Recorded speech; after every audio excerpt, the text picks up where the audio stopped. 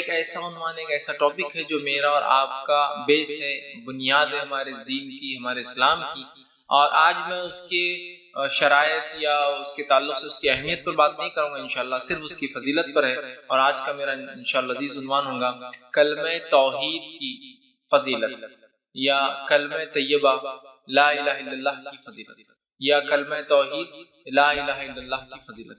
اس لیے کہ کلمہ توحید لا الہ الا اللہ یہ اسلام کی بنیاد ہے، یہ اسلام کا بیس ہے۔ یاد رکھیں، جو شخص اس کو مانتا ہے، اس کے مطابق زندگی گزارتا ہے، وہ جنت میں جائے گا۔ جو شخص اس کلمے کا انکار کرتا ہے، اس کے مطابق اس کی زندگی نہیں ہوتی ہے، وہ جہنم میں جائے گا۔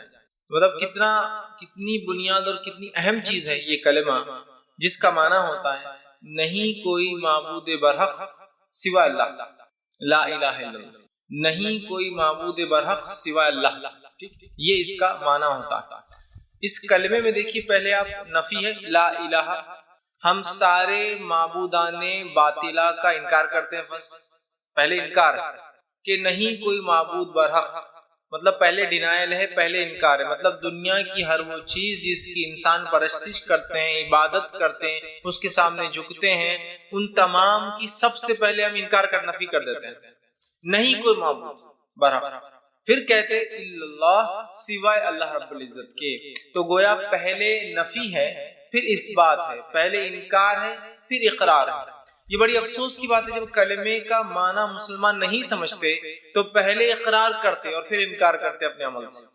اکثر مسلمان لا الہ الا اللہ پڑھتے تو ہیں، لیکن کلمے کا اقرار زبانی تو کرتے ہیں، لیکن زندگی میں عمل الٹا ہے، پہلے اللہ کا اقرار کرتے اور بعد میں ہر چیز اس کے ساتھ ماننا شروع کر دیتے ہیں۔ جبکہ کلمے کا معنی ہے پہلے ہر چیز کا انکار کر دو، جو چیزوں کی عبادت اللہ کو چھوڑ کر ہوتی ہے، اس کے بعد اقرار کرو اللہ کا۔ بہرحال یہ اس کا مختصر سا معنی ہے اس کلمے کا۔ اللہ رب العزت نے سورہ محمد سورہ نمبر 47 اس کی آیت میں 19 میں فرمایا کہا فَعْلَمْ، نبی اکرم صلی اللہ علیہ وسلم کو بتا دیا گیا کہ پس اے نبی تم اس بات کو جان لو، اس بات کو تم جان لو، اس بات کو تم سمجھ لو، فَعْلَمْ، اس بات کا علم حاصل کر لو اے نبی آپ۔ گویا نبی کے ذریعے امت کو بھی تعلیم دی جاتی ہے، کیا علم حاصل کرو؟ فَعْلَمْ أَنَّهُ لَا إِلَهَ إِلَّا اللَّهُ، کہ تم یہ جان لو کہ نہیں کوئی معبود سوائے اللہ کے برحق۔ مطلب نبی اکرم صلی اللہ علیہ وسلم کو حکم دیا کہ اے نبی علم حاصل کر لو اس چیز کا، فَعْلَمْ، تو بس آپ اے نبی علم حاصل کس چیز کا؟ انہ لا الہ الا اللہ، کہ میں ایک ہوں، میرے سوائے کوئی معبود برحق نہیں ہے، میرے علاوہ کوئی عبادت کے لائق نہیں ہے۔ نبی اکرم صلی اللہ علیہ وسلم کو اللہ رب العزت نے حکم دیا کہ آپ اس کا علم حاصل کر لیجئے، اس بات کو سمجھ لیجئے، اس بات کو اپنی امت کو بتا دیجئے۔ اور گویا ہمیں بھی آیت کہتی فَعْلَمْ، دیکھیے اللہ پر ایمان لانے سے پہلے علم ضروری ہے، اسی لیے پہلے کہا فَعْلَمْ، علم حاصل کر لے، انہ لا الہ الا اللہ، کیا علم حاصل کر لے؟ کہ اللہ کے سوا کوئی معبود برحق نہیں، لا الہ، کوئی معبود نہیں سوا اللہ کے، کوئی عبادت کے لائق نہیں سوائے اللہ رب العزت کے۔ تو گویا توحید کا معاملہ، دین اسلام کا معاملہ علم پر ٹکا ہے، جہالت پر نہیں، اس لیے کہا فَعْلَمْ، علم حاصل کر لو اس بات کا۔ یہ بہت امپورٹنٹ ایشو ہے، یہ بہت اہم چیز ہے۔ اب اگر کوئی مسلمان کہے نہیں مجھے تو معلوم ہی نہیں تھا یہ شرک ہوتا ہے، مجھے تو معلوم نہیں تھا یہ کلمہ توحید کی اہمیت تھی، یا یہ کلمہ ہے اس کا یہ معنی ہے، تو نہیں چلے گا۔ اس لیے کہ جب کوئی انسان اقرار کرتا ہے توحید کا تو فَعْلَمْ، اللہ نے کہا علم حاصل کر لو اس مسئلے کا، کم از کم لا الہ الا اللہ، یہ سب سے چونکہ بنیادی چیز ہے۔ اگر ایک انسان کو کچھ بھی نہ معلوم ہو اس کے سوا تو بھی کامیابی کے راستے کھلے ہو سکتے ہیں، لیکن سب کچھ بھی معلوم ہو اس کے سوا تو اس کے لیے ناکامیاں ہیں۔ اس کی دلیل یہ ہے کہ آپ صلی اللہ علیہ وسلم فرماتے ہیں قیامت سے پہلے لوگ صرف یہ جانیں گے لا الہ الا اللہ۔ تو صحابہ نے پوچھا اللہ کے رسول یہ کیا فائدہ دیں گا ان کو؟ قیامت سے پہلے لوگ رسول اللہ صلی اللہ علیہ وسلم کو بھی بھول جائیں گے، صرف کیا یاد ہوں گا؟ لا الہ الا اللہ۔ تو صحابہ نے پوچھا اللہ کے رسول یہ کیا فائدہ دیں گا ان کو، کیا کام آئیں گا؟ اور وہ بھی کیا کہیں گے معلوم آپ کو؟ حدیث میں الفاظ ہے، وہ کہیں گے یہ الفاظ ہم نے اپنے بڑوں سے سنے، معنی تو ہم کو بھی نہیں معلوم۔ مطلب وہ لوگ اتنے جاہل ہوں گے کہ کہیں گے یہ الفاظ ہم نے اپنے بڑوں سے سنے، معنی تو ہم کو بھی نہیں معلوم، بس لا الہ الا اللہ۔ تو صحابہ نے کہا اللہ کے رسول وہ کیا فائدہ دیں گا ان کو اتنا؟ تو کہا وہ ان کے لیے نجات کا ذریعہ بن جائیں گے۔ اس لیے میں نے کہا صرف لا الہ الا اللہ کا علم ہو تو آخرت کامیاب ہو سکتی ہے، کامیابی کے دروازے کھلے ہو سکتے ہیں۔ ہاں اس کا عربی مطلب نہیں کہ انسان جو اپنے گناہوں کی وجہ سے جہنم میں نہیں جائیں گا، لیکن نجات کبھی نہ کبھی تو ہوگی۔ لیکن جس کو یہ نہ پتا اور باقی سب پتا ہو تو اس کے لیے ناکامی ہی ناکامی ہے. ہاں عذاب ہلکا ہو سکتا ہے لیکن اس کے لیے کامیابی نہیں. اور کامیابی سے مراد میں آخرت کی کہہ رہا ہوں, دنیا کی. دنیا میں تو ہو سکتا ہے دین چھوڑ کے آدمی بہت کامیاب کہلوائے یا کہا جانے لگے یا لوگ پہچانے, لیکن ہم آخرت کی بات کریں. تو اگر لا الہ الا اللہ کا بھی علم ہو جائے تو وہ کامیاب ہو سکتا ہے صرف, لیکن اگر یہ علم نہ ہو اور باقی سب بھی ہو تو انسان ناکام ہو جاتا ہے. یہ بات بہت اہم ہے اور اس کلمے کو ہم کو یقینی طور سے سمجھنا ہے. یہ کلمہ دین اسلام کی روح ہے, یاد رکھیں. اب آپ کہیں گے محمد رسول اللہ میں نے کیوں غائب کر دیا اس میں سے؟ میرا عنوان چونکہ ایک وسیع ہے, میں آدم علیہ السلام سے لے کر آسمان تک آ رہا ہوں. ہر دور میں انبیاء کے نام بدلتے رہے, کلمے کی شروعات وہی لا الہ الا اللہ. آدم نے بھی لا الہ الا اللہ کہا, نوح نے بھی لا الہ الا اللہ کہا, صالح نے بھی لا الہ الا اللہ کہا, ہود علیہ السلام نے بھی لا الہ الا اللہ کہا. تمام انبیاء علیہ السلام جتنے آئے سب کی دعوت لا الہ الا اللہ ہی تھی. اس کے بعد وقت اور زمانے کے نبی کے اعتبار سے, وہ نبوت کے اعتبار سے موسیٰ رسول اللہ تھے, کبھی ابراہیم رسول اللہ تھے, کبھی نوح رسول اللہ تھے, کبھی صالح رسول اللہ تھے, کبھی ہود رسول اللہ تھے, وہ بدلتا رہا. لیکن اصل جو چیز رہی جو اہم ہے وہ ہے لا الہ الا اللہ. اور چونکہ ہم آخری نبی کی امت ہے تو ہمارے لیے محمد رسول اللہ اس میں اضافہ ہوتا ہے, ورنہ یہ جملہ لا الہ الا اللہ, یہ کلمہ توحید, یہ شروع آدم علیہ السلام سے یہی رہا محمد صلی اللہ علیہ وسلم تک. اسی لیے ہم کلمہ توحید میں صرف اتنا جملہ لائے, ورنہ آپ کہیں گے محمد رسول اللہ کیوں غائب کر دیا؟ چونکہ ہم جب دوسرے انبیاء کی بات کریں گے تو پھر وہاں محمد رسول اللہ کی بات کہیں گے صلی اللہ علیہ وسلم. تو اصل کلمہ جو اہم ہے وہ ہے کلمہ توحید, وہ ہے لا الہ الا اللہ. کلمہ طیبہ, اس کی فضیلت لا الہ الا اللہ کی کیا ہے, آج میں کچھ باتیں آپ کے سامنے رکھنے کی جو ہے بہرحال کوشش کروں گا. اور یہ اتنی اہم چیز ہے کہ اللہ رب العزت نے جب آدم علیہ السلام کو بنایا اور انسانوں کو دنیا میں بھیجنا چاہا تو ان انسانوں کو جو پہلی تعلیم اللہ رب العزت نے دی وہ تعلیم بھی کیا تھی؟ لا الہ الا اللہ. آپ کہیں گے تعلیم کب ملی ہم کو؟ آئیے اس واقعے کو ہم یاد کرتے ہیں جس کو عہد الست کے نام سے ہم پہچانتے ہیں. اللہ رب العزت فرماتا ہے سورہ اعراف سورہ نمبر 7 اس کی آیت نمبر 172 میں اللہ فرماتا ہے اس کو عہد الست کہتے ہیں. ایک وعدہ تھا جو ہم نے اللہ سے کیا تھا اور وہ عالم ارواح, مطلب ہم حقیقی اس میں نہیں تھے, روح کے شکل میں تھے. یہ کب وہ آئی؟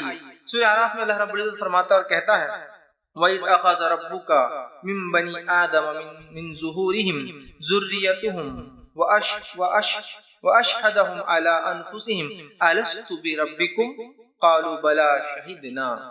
اللہ رب العزت فرماتا اور کہتا ہے وَإِذْ أَخَذَ رَبُّكَ, اور تم یاد کرو جب تمہارے رب نے نکالا آدم کی پشت سے اس کی پوری ذریت جو دنیا میں آنے والی ہے. ایک مقام تھا عالم ارواح جس کو کہتے ہیں, ایک مقام تھا, اللہ رب العزت نے آدم علیہ السلام کو بلایا اور ان کی پشت پیٹھ پر ہاتھ پھیرا تو سارے ہی اولادیں جو ان سے پیدا ہونے والی تھی نکل کر آ گئی اور کھڑے ہو گئی, اور اسی شکل میں حدیث میں آتا جس شکل میں دنیا میں آج ہم سب کھڑے ہو گئے. پورے لوگ انسان جو آدم علیہ السلام سے پیدا ہونے والے تھے, آدم علیہ السلام کے بعد سے لے کر آخری بچہ جو دنیا میں آنے والا ہے, سب کو اللہ نے نکالا. ذریتہم, ساروں کو نکالا ان کی پیٹھ سے اور کہا وَأَشْهَدَهُمْ, اور پھر ان سے گواہی دلائی اور ان سے پوچھا علی انفسہم, تاکہ وہ گواہ رہے اپنی نفسوں پر روز قیامت, خود سیلف وٹنس بنے اپنے آپ پر. کیا پوچھا ان سے؟ الستُ بربکم, کیا میں تمہارا رب نہیں ہوں؟ اس کو عہد الست اس لیے کہتے ہیں. الستُ بربکم, کیا میں تمہارا رب نہیں ہوں؟ تو ساروں نے کہا, ہم لوگوں نے, بلا شہدنا, ہم سب نے گواہی دی تھی وہاں اللہ تو ہی رب. کافر ہو, فاسق ہو, فاجر ہو, نبی ہو, رسول ہو, نیک ہو, صالح ہو, شہداء ہو, ولی ہو, سب جمع تھے ایک جگہ. چور ہو, اچکا ہو, زانی ہو, ڈاکو, جیسے من سب جمع تھے. سب کو اللہ نے پوچھا کیا میں تمہارا رب نہیں ہوں؟ ہم سب نے گواہی دی. تو گویا اللہ رب العزت نے جو سب سے پہلی گواہی ہم سے لی, ہم کو اپنے خلاف وٹنس بنایا, وہ کیا تھی؟ اللہ ایک. الستُ بربکم, کیا میں, تو اسی لیے عہد الست کہتے ہیں, کیا میں تمہارا رب نہیں ہوں؟ ہم سب نے کہا اللہ تو ہمارا رب ہے. تو گویا کلمہ توحید کی اہمیت تو یہ ہے کہ ہم سب سے گواہی وہاں لے لی گئی اس تعلق سے. اور اس تعلق سے ایک حدیث بھی آتی ہے جو مسند احمد کے زوائد میں جمع کی گئی ہے. حدیث کے الفاظ اس طرح سے ہے کہ اللہ تبارک و تعالیٰ نے آپ سے فرماتے آدم علیہ السلام کے پیٹھ پر ہاتھ پھیرا. اس آیت کی تفسیر میں بات آ رہی ہے, پیٹھ پر ہاتھ پھیرا تو قیامت تک پیدا ہونے والی ساری روحیں نکل کر آ گئی. سب جو پیدا ہونے والے تھے سب نکل کر ہم سب آ گئے. تو ان کی الگ الگ جماعتیں جو متفرق کر دی گئی. انبیاء کی جماعت، کافروں کی جماعت، شہداء کی جماعت، ولیوں کی جماعت، صالحین کی جماعت، اللہ نے سب کو الگ کر دیا، اور مسلمان کافر سب کو نیکوکار بدکار سب کو الگ الگ کر دیا۔ پھر ہر ایک کی ویسی ہی صورتیں بنائی جیسی دنیا میں بنائی گئی، مطلب ہم وہاں اسی صورت میں تھے جیسی صورت میں آ جائیں ہم سب کو بنایا گیا۔ اس کے بعد آپ فرماتے ہیں اور جیسی دنیا میں بنائی جو ہے منظور تھی، پھر ہر ایک کو بولنے کی قوت عطا کی اور ہر ایک کو بولنے کی قوت دی کہ تم بولو۔ اس کے بعد اللہ نے سوال کیا الست بربکم، کیا میں تمہارا رب نہیں ہوں؟ تو پھر آپ فرماتے ہیں کیا میں تمہارا رب نہیں ہوں؟ سب نے کہا آپ ہمارے رب، وہ مالک، وہ مختار ہیں۔ اللہ تعالیٰ نے فرمایا ساتوں آسمانوں، ساتوں زمینوں اور تمہارے باپ آدم کو تم پر گواہ بناتا ہوں۔ ساتوں آسمان اور ساتوں زمین اور آدم علیہ السلام، تم تین لوگ ان پر گواہ رہنا کہ ان سب نے کہا کہ میں ان کا رب ہوں۔ تو یہ سب گواہ بن گئے، زمین بن گئی، آسمان بن گئے اور آدم علیہ السلام بن گئے۔ تو آپ نے کہا باپ کو تم پر گواہ بناتا ہوں کہ تم نے میری ربوبیت کا اقرار کر لیا ہے۔ ایسا نہ ہو کہ تم کہنے لگو ہمیں خبر ہی نہ تھی، ایسا نہ ہو کہ تم دنیا میں جاؤ اور آ کر پھر مجھ سے کہو کہ ہم کو تو معلوم ہی نہیں ہوا، اور پھر فرمایا اللہ رب العزت خبر نہ تھی کہ ہم نے اس سے ناواقف تھے۔ اعلموا انہ لا الہ غیری، تو اس کے بعد آسمان فرماتے ہیں یقیناً تم جان لو کہ میرے علاوہ کوئی تمہارا عبادت کا مستحق نہیں ہے۔ اللہ نے ان سے یہ کہا کہ ایسا نہ دنیا میں جاؤ منمانی کرو، جی کراؤ، مرنے کے بعد اٹھائے جاؤ گے تو کہو اللہ ہم کو تو پتہ ہی نہیں تھا تو رب ہے۔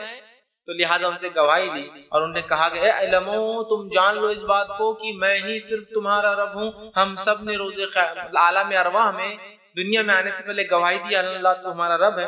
پھر آپ فرماتے ہیں میری عبادت کے علاوہ تمہاری اللہ نے فرمایا علاوہ کوئی عبادت کا مستحق نہیں، اور نہ میرے علاوہ کوئی رب ہے، میرے ساتھ کسی کو بھی شریک نہ کرنا۔ اس قول و قرار کے یاد دلانے کے لیے میں تمہارے پاس انبیاء اور رسول بھی بھیجوں گا۔ یہ عہد الست چونکہ ہم عالم ارواح میں ہم نے کہا، ہماری روحوں کو یہ گواہی یاد ہے لیکن ہمارے ذہن بھول چکے ہیں، تو اللہ رب العزت نے فرمایا کہ میں تمہارے جانے کے بعد پھر ریمائنڈر کے لیے نبیوں کو بھیجوں گا، رسولوں کو بھیجوں گا، کتابیں بھی اتاروں گا تاکہ یہ میسج وقتاً فوقتاً، یہ پیغام وقتاً فوقتاً لا الہ الا اللہ کا ریپیٹ ہوتا رہے تم انسانوں کے سامنے۔ تو میں جو ہے کتابیں اتاروں گا، اور سب نے اس کا قرار کیا اور کہا، ہم سب نے کہا تھا وہاں اللہ کے رسول فرماتے ہیں لا الہ لنا غیرک، اے اللہ ہمارے لیے تیرے سوائے کوئی معبود نہیں۔ اللہ نے سوال کیا، ہم نے جواب دیا، اللہ نے کہا میرے علاوہ کوئی معبود نہیں، ہم نے کہا ہاں اللہ تیرے علاوہ کوئی معبود برحق نہیں، ٹھیک ہے، عبادت کا کوئی مستحق نہیں ہے۔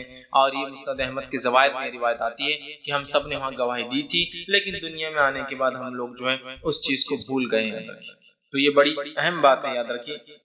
اور اللہ رب العزت نے اس بات کو قرآن میں یوں بھی دہرایا، سورہ انبیاء سورہ نمبر 21 اس کی آیت نمبر 25 میں، اور فرمایا اور کہا وَمَا أَرْسَلْنَا مِن قَبْلِكَ مِن رَسُولٍ إِلَّا نُوحِي إِلَيْهِ أَنَّهُ لَا إِلَهَ إِلَّا أَنَا فَاعْبُدُونِ، کہ آپ سے فرمایا گیا اور کہا گیا وَمَا أَرْسَلْنَا مِن قَبْلِكَ، اے نبی آپ سے پہلے کوئی رسول ایسے نہیں آئے جن کی طرف ہم نے یہ وحی نہ کی ہو لا الہ الا، کہ ہم نے یہ گواہی یہ وحی نہ کی ہو انہ لا الہ الا، کہ اس اللہ کے سوا کوئی معبود برحق نہیں، کوئی عبادت کے لائق نہیں، انا فاعبدون، تو تم صرف اور صرف میری ہی عبادت کرو۔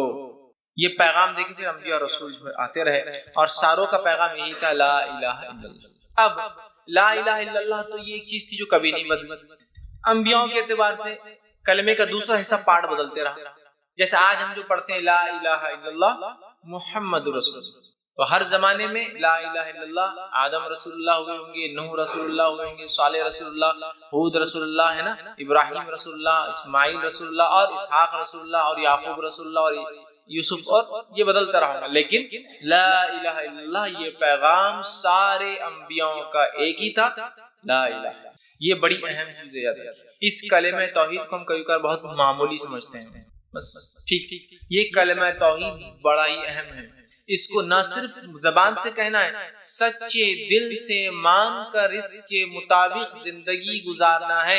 اس لیے کہ اگر کوئی کہے کہ قفل چابی سے کھلتا ہے تو چابی بغیر دانت کی نہیں ہوتی ہے، مطلب کلمہ اگر ہم پڑھتے ہیں تو صرف پڑھنا نہیں ہے، اس پہ عمل کرنا ہے، اس سے کچھ کنڈیشن ضرور ہوں گے اس پہ، ورنہ آج تو کیا معاملہ لا الہ الا اللہ، اور پھر کیا ہے اللہ کے علاوہ بھی شکر ہے۔ یقیناً میرا عنوان آج شرک نہیں ہے، ورنہ آپ کو اگر شرک سننا ہے تو کیا یہ بھی شرک ہے، میں نے اس میں بہت تفصیلی گفتگو کی تھی شرک کیا ہے اور کیا یہ بھی شرک ہے، آپ اس کو بہرحال دیکھ سکتے ہیں، عنوان جو ہے اپلوڈ بھی ہو چکا ہے یوٹیوب پر۔ بہرحال تو بہرحال کلمے کا دوسرا حصہ کلمے کا پہلا جز کامن رہا، برابر رہا، لا الہ الا اللہ، ہر کسی کے دور میں، انبیاء کے اعتبار سے بہرحال دوسرا جملہ بہرحال بدلتا رہا ہے، ٹھیک۔ اب جو شخص اس کلمے کو مان لے، لا الہ الا اللہ، اس کے تقاضوں کو پورا کر کے عمل کر کے زندگی گزار لے، دخل الجنہ، وہ تو جنت میں چلا گیا۔ جو اس کلمے کا انکار کر دے اور گناہ اور معصیت میں زندگی گزارے تو یقیناً وہ کہاں جائیں گا؟ جہنم، اس کے لیے ہمیشہ کا عذاب ہوگی۔ تو اس کلمے کی ذرا اہمیت ہی سمجھ لے، اقرار کر لیا تو جنت واجب، انکار کر دیا تو جہنم واجب۔ اقرار کر لیا تو ہمیشہ کی نعمتیں، انکار کر دیا تو ہمیشہ کی آگ، بس اتنا سمجھ لیا تو بات واضح ہو جائے گی۔ کتنا اہم کلمہ ہے، کتنی اہم چیز ہے، اس کے کتنے تقاضے ہوں گے کہ جو جنت دلا رہا ہے اس کا انکار کرنے والا جہنم میں جا رہا ہے، تو یہ کلمہ کتنا اہم ہے، اس کو ہم معمولی اور مذاق نہ سمجھیں بلکہ اس کے تقاضوں کو سمجھ کے اپنی زندگیوں کو ہم جو ہے گزارنے کی کوشش کریں۔ اس لیے کلمے کا پڑھنا صرف پڑھنا نہیں، ہم جب کلمہ پڑھتے ہیں تو ہم اقرار کرتے ہیں کہ اللہ کی عبادت کریں گے، اس کی بندگی کریں گے، اس کے ساتھ کسی کو شریک نہیں کریں گے، جو وہ کہیں گا ہم کریں گے، جن چیزوں سے وہ روکیں گے ہم رک جائیں گے، جو وہ چاہیں گا اس کی چاہت ہماری چاہت، جو وہ نہ چاہیں گا اس کی جو چیز وہ چاہتا نہیں وہ ہماری جو ہے نہ چاہت، ہماری ناپسند جو اس کی ناپسند، گویا ہم اپنے آپ کو سپرد کر دیتے کلمہ پڑھ کے اللہ کی جانب۔ لیکن افسوس کی بات ہے ہم میں سے اکثر مسلمان کلمہ تو پڑھتے ہیں یہی، لیکن اپنے نفس کو سپرد نہیں کرتے اللہ کی، بلکہ کلمہ پڑھنے کے بعد بھی اپنی نافرمانی اور اپنے تقاضوں کو اللہ کے سامنے رکھتے ہیں۔ بزنس کریں گے تو ایسا کیسے چلیں گے، یہ سب نہیں ہوگا، فلاں جائیں گے تو ایسا کیسے ہوگا، یہ ہوگا، ہماری عورتیں فلاں کریں گی تو ایسا کیسے پردہ کر سکتی ہے۔ ہم اپنے تقاضوں کو اللہ کے سامنے رکھتے کلمہ پڑھنے کے بعد، جبکہ کلمے کا تقاضا جب ایک رب کو مان لیا تو اس کی ہر چیز کو ماننا، من اور ان، جوں کا تو، ڈاٹ بائی ڈاٹ، ایک نقطہ بھی ہے تو اس کو جیسے کہ تیسا ہم کو ماننا ہے اور اپنی زندگی کو ڈھال دینا ہے، گزار دینا ہے، اپنی زندگی اس کے مطابق رکھنا ہے۔ جو کلمہ معمولی نہیں ہے، صرف پڑھ لینا کافی نہیں ہے، اس کے تقاضوں کو پورا کرنا بھی اتنا ہی ضروری ہے، یاد رکھیں۔ اور جس نے اس کو پڑھ لیا پھر سچے دل سے مان لیا، سچے دل سے، تو بس اس کے لیے تو جو ہے کامیابی ہی کامیابی ہے۔ اور جس نے انکار کر دیا اس کے لیے یاد رکھیے ناممکن ہے کہ پھر وہ کبھی جنت میں جا سکے۔ اور جس شخص نے اس کو یقین کر لیا، اس کے مطابق عمل کر لیا تو بس کامیابی، ورنہ اس کے لیے ناکامی۔ اب آئیے اس کلمے کی فضیلت کے تعلق سے کچھ باتیں آپ کے سامنے رکھتا ہوں، اس کے فضائل خود اس کی اہمیت خود بخود واضح کر دیں گے، اہمیت بھی شامل ہو جائیں گی فضائل کے ساتھ ساتھ، ٹھیک۔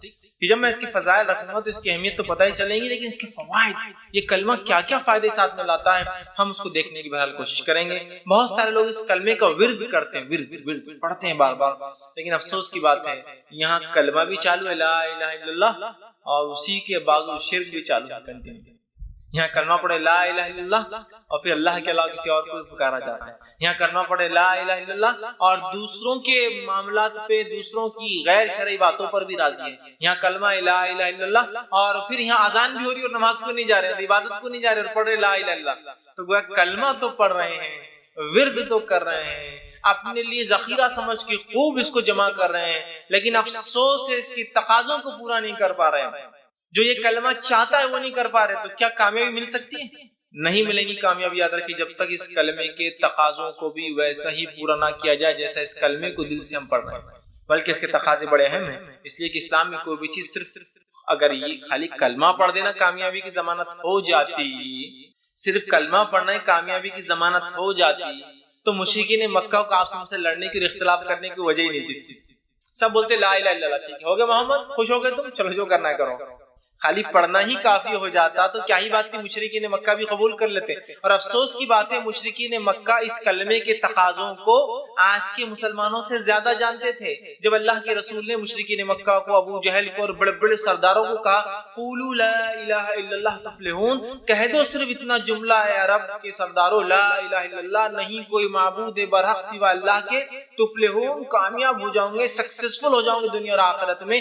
آگے فرمایا تملک العرب والعجم، عرب کے تو مالک اللہ نے تمہیں بنا ہی دیا ہے، عجم کو بھی تم کو اللہ دے دے گا۔ مطلب کلمہ توحید پڑھنے سے، اس پر عمل کرنے سے نہ صرف آخرت کا فائدہ ہوتا ہے، دنیا بھی ملتی ہے۔ قولوا لا الہ الا اللہ تفلحون تملک العرب والعجم، عرب تو تمہارا ہی ہے، عجم بھی تمہارا ہو جائے گا۔ اس دعوت سے بات پتہ چلتی ہے جس نے اس کلمے کو پڑھا، سچے دل سے تھاما، اللہ نے دنیا بھی دی اور آخرت بھی دیں گا اس کو۔ تو اب مشرکین مکہ کے لیے کیا مشکل تھی، ہم مسلمانوں کے لیے کتنا آسان، لا الہ الا اللہ ہو گیا۔ مشرکین مکہ بھی چاہتے تو کہہ دیتے لا الہ الا اللہ، چلو محمد تم نے کہا ہم نے پڑھ دیا، لیکن مشرکین مکہ اس کلمے کے تقاضوں کو جانتے تھے، لا الہ، نہیں کوئی معبود، محمد کی دعوت صلی اللہ علیہ وسلم یہ ہے، ساروں کا پہلے انکار کرو، فرسٹ ڈینائل، ہر کسی کو رد کرو، پھر اس کے بعد ایکسپٹ کرو، پھر قبول کرو الا اللہ، اور ہم سے 360 چھوٹتے نہیں ہیں یہ۔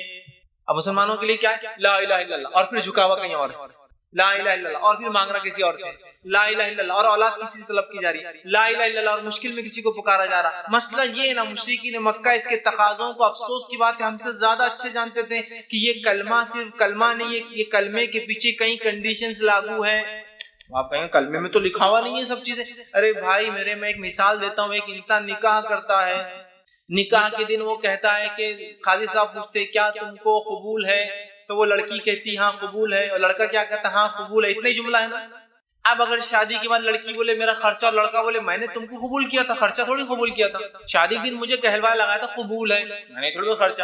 جب اس نے ایک بار کہا قبول ہے تو خرچہ بھی قبول ہے، اس کا نان و نفقہ بھی قبول ہے، اس کے بچے بھی قبول ہے، اس کے ساتھ زندگی، ہر چیز آٹومیٹیکلی امپلائی کنڈیشن لاگو تھے۔ اسی طرح جب ہم کہتے لا الہ الا اللہ تو کئی کنڈیشنز آٹومیٹیکلی لاگو ہو جاتے ہیں، ہم کنڈیشنز ہٹا کے صرف سمجھ رہے لا الہ الا اللہ کافی۔ اگر میں کہوں ایک چابی سے تالا کھولتا ہے تو چابی بغیر دانت کی نہیں ہوتی، اس میں کچھ کنڈیشنز ہوتے ہیں، تو جب لا الہ الا اللہ کے بعد کنڈیشن اپلائی، تو مشرکین مکہ کو معلوم تھا کنڈیشن یہ، سب کا انکار کرنا پڑے گا، آباء و اجداد کو چھوڑنا پڑے گا، جو تو ان کے طور طریقے کو، 360 معبودوں کو، اور اپنی پوری خواہشات کو محمد کی لائے ہوئے شریعت کے مطابق ڈالنا ہوگا، جو ہم سے ہونے والا نہیں ہے، لہذا انکار۔ ہمارے لیے کتنا آسان، لا الہ الا اللہ اور منمانی کر رہا ہے، کلمے کا پڑھنے والا اللہ کے علاوہ کسی کے سامنے جھک رہا ہے، یہ بڑی سوچ کی بات ہے، تو مشرکین مکہ سمجھتے تھے۔ اب آئیے اس کلمے کی فضیلت کیا ہے۔ کلمہ طیبہ کی فضیلت جو ہے اس کی سب سے پہلے 1 2 3 4 ایسی گنتی میں رکھوں گا، اور انشاءاللہ آج ہم کم و بیش 17 فضیلت ہے اس کی دیکھیں، 17۔ پہلی فضیلت کلمہ طیبہ کی اہمیت بھی شامل ہے، فضیلت لیکن زیادہ ہے، فضائل جاننے سے ہمیں جو ایک ابھار ملتا ہے، ایک اس چیز کی طرف لگاؤ بڑھتا ہے، اور انسان ڈٹ کر وہ عمل کرتا ہے۔ آئیے پہلی فضیلت کیا ہے؟ جس کی موت اس کلمے پر ہو جائے وہ جنت میں جائیں گے، یہ پہلی فضیلت ہے اس کا، لا الہ الا اللہ کی فضیلت۔ سبحان اللہ، پہلی فضیلت یہ ہے جو یہ پڑھ لے جنت میں جانے والا، بس پڑھ لے کا معنی پھر سمجھ رہے نا، کنڈیشن اور اپلائی، پڑھ لے مطلب اس کے تقاضوں کو پورا کرے، اس کے مطابق زندگی گزار لے، جنت میں جائیں گا۔ آئیے پہلی چیز، رسول اللہ صلی اللہ علیہ وسلم فرماتے ہیں، صحیح بخاری کی روایت، آپ نے فرمایا کہا ما من عبد قال لا الہ الا اللہ، جب کوئی بندہ یا ایسا کوئی بندہ نہیں ہے جو یہ کہتا ہے لا الہ الا اللہ، نہیں کوئی معبود برحق سوا اللہ کے، آپ نے ثم مات علی ذالک، اور اسی پر اس کی موت آ جاتی ہے جو وہ کہہ رہا تھا کہ نہیں کوئی معبود سوا اللہ کے، برحق سوا اللہ کے، ذالک الا دخل الجنہ، تو وہ سیدھا جنت میں چلا جائے گا۔ نہیں کوئی ایسا بندہ اللہ کا جو یہ کہہ دے لا الہ الا اللہ، اس کے تقاضوں کو پورا اس میں زندگی گزار لے، وہ مرنے کے بعد سیدھا دخل الجنہ، جنت میں چلا جائے گا۔ جو اس کلمے کے مطابق زندگی گزارے اور اس کی موت اس کلمے پر ہو جائے، وہ جنت میں جانے والا ہے۔ میں نہیں سمجھتا ہوں اس سے بڑی کوئی فضیلت اور کسی کلام کی ہو سکتی ہے کہ جس کلام کو انسان زندگی میں پڑھ لے، اور اس کلام کے مطابق، اس کلمے کے مطابق، اس سینٹنس کے مطابق زندگی گزرے، اور اس کلمے کے ساتھ وہ مر جائے، دنیا سے چلا جائے، دخل الجنہ، جنت میں وہ جانے والا ہے۔ کتنی اہم فضیلت ہے، جو اس کلمے کو پڑھ کے اس کے مطابق عمل کر لے، تقاضوں پہ جنت میں جائیں گا، یہ بہت بڑی فضیلت ہے، یاد رکھیے۔ آئیے اسی طرح اس کلمے کی دوسری فضیلت جو آتی ہے وہ یہ ہے، یہ کلمہ نجات کا ذریعہ ہے، یہ کلمہ نجات کا ضامن ہے، یہ کلمہ سکسیس کی گارنٹی ہے۔ پہلا تو جنت میں جانے کا ہے، دوسرا سکسیس چاہیے، کامیابی چاہیے، کامیابی دنیا کی اور کامیابی آخرت کی، جس کو بھی چاہیے اسے یہ کلمہ پڑھنا، اس لیے کہ یہ کلمہ ضمانت ہے کامیابی کی، سکسیس کی۔ نبی اکرم صلی اللہ علیہ وسلم فرماتے ہیں، مسند احمد کی روایت، آپ نے فرمایا اور کہا من قیل من کلمتا، آپ نے فرماتے جو میرا لائے ہوا کلمہ پڑھ لے۔ اس کے پیچھے ایک پس منظر یہ آتا ہے کہ ابوبکر صدیق رضی اللہ عنہ نے ایک مرتبہ آپ صلی اللہ علیہ وسلم سوال کیا اور پوچھا، دریافت کیا، کوشچن کیا کہ اس دین میں نجات کا ذریعہ کیا ہے، اسلام میں نجات کا ذریعہ کیا ہے، مطلب کس چیز کو آپ یہ کہیں گے کہ یہ نجات کا ذریعہ ہے؟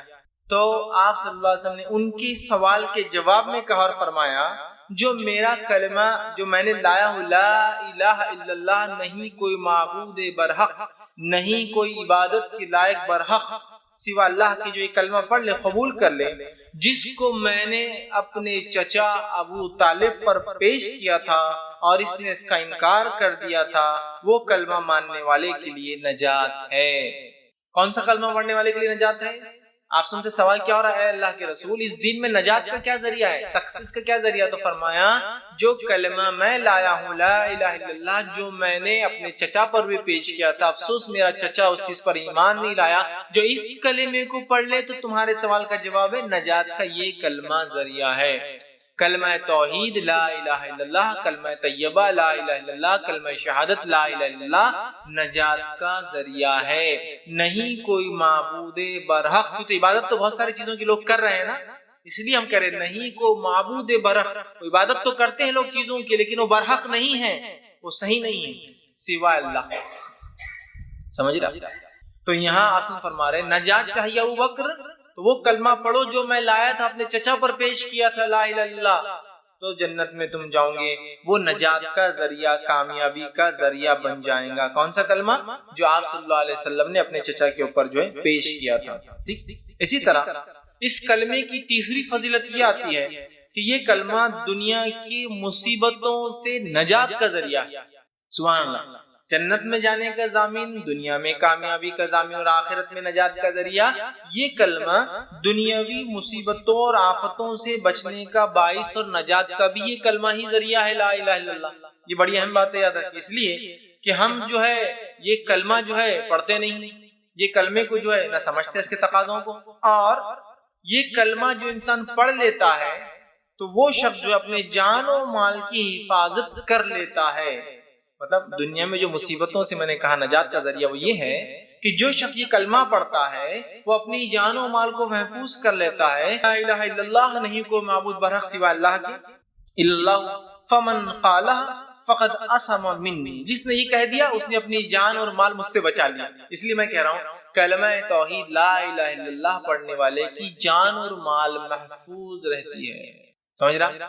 جان اور مال اسی کیا ہوتی ہے؟ محفوظ رہتی جو کلمہ توحید کو پڑھتا ہے۔ اسی وجہ سے میں نے یہ بات لائی، ٹھیک؟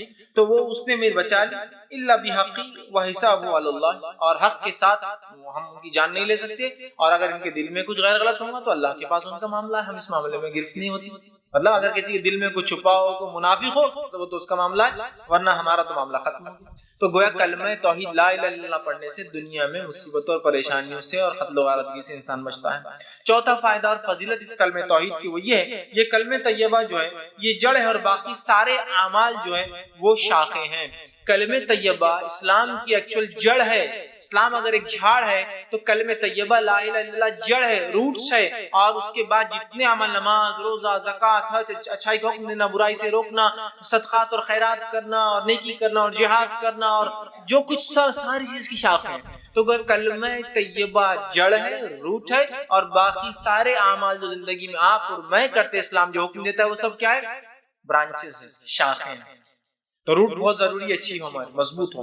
تو آئیے ہم دیکھتے ہیں، اس لیے کہ آپ صلی اللہ علیہ وسلم نے جو ہے حدیث میں فرمایا کہ یہ روٹ ہے جو میں بیان کر رہا تھا، یہ اس کی جڑ ہے اسلام کی۔ اس کے تعلق حدیث صحیح بخاری کی روایت آپ نے فرمایا اور کہا ایمان کی 70 سے زیادہ شاخیں ہیں، ان میں سب سے بہترین شاخ لا الہ الا اللہ ہے، اور سب سے چھوٹی شاخ راستے سے تکلیف دہ چیز کو ہٹانا ہے، اور شرم و حیا بھی ایمان کی ایک شاخ ہے۔